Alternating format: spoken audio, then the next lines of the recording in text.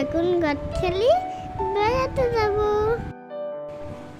বাড়ি আমাদের ভালো লাগছিল না, তাই জন্য মা আর আন্টি আমাদের পাইকে খুশি করার জন্য নিয়ে গেল।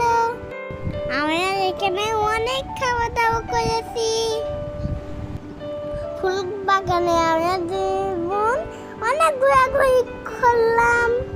দেখো বন্ধুরা, ফুল অনেক সুন্দর।